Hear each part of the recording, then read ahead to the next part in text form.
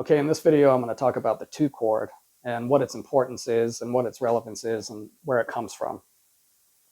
So you've probably heard that the two chord functions as an extension of the five chord, and that's true. It gives it that cadence, some harmonic motion that it wouldn't otherwise have. But it also serves maybe an even more important function, which is it accommodates do in the melody. So if I have one measure of a five chord followed by one measure of a one chord,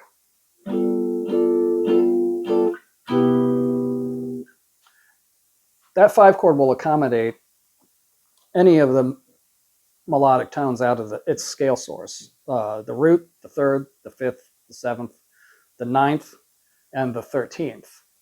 Okay, that's all fine. Any of those notes are fine on a dominant seven chord leading to one, except if you get do in the melody. Now, if do is in the melody, and that's in the top of the voice of your five chord, and it's supported by the third of that five chord, which is the definitive tone of a five chord. You want that third in there most of the time. If you have that third, but you have do in the melody, that's going to give you that minor ninth interval, that awful minor ninth interval. So now you got a problem, especially if you really want that melody note. If that melody note is important, but you have to have that cadence there, what are you going to do? Well, the answer to that is you use a two chord. A two chord is essentially assumed root five, what I'm going to call assumed root five of the five chord. It's essentially an extension of the five chord, like you've heard. It gives you the fifth, the flat seventh, the ninth, and the natural 11 of that five chord. So it sidesteps the issue of the minor ninth while giving you some harmonic support for do in the melody. And in fact, do in the melody is great for a two chord because do is the seventh of that two chord, which is a definitive tone of the two chord. The other note of the two chord that is definitive is the flat third of that two chord, and that happens to be fa. So now you've got do and fa, which creates a new line. If I have just one measure of a five chord, that's just giving me a TT do line. And also fa fa mi if you include this, if you make it a four-part dominant. But if I add the two chord in, not only does it solve my minor ninth problem, but it also gives me some new harmonic movement, some harmonic motion,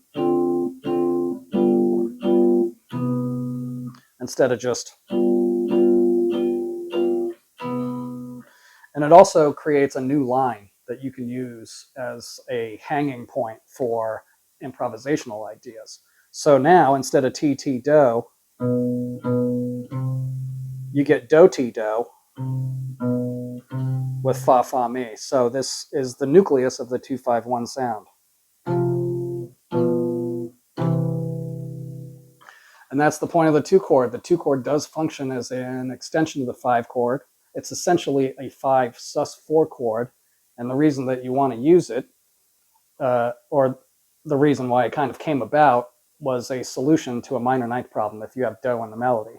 And do is so commonly used in a melody that it needed to be addressed. So if you have a cadence and you have do in the melody, the two chord sorts that out. If you don't have do in the melody, the two chord's still great because it gives you some more harmonic motion, which is the second reason the two chord is used.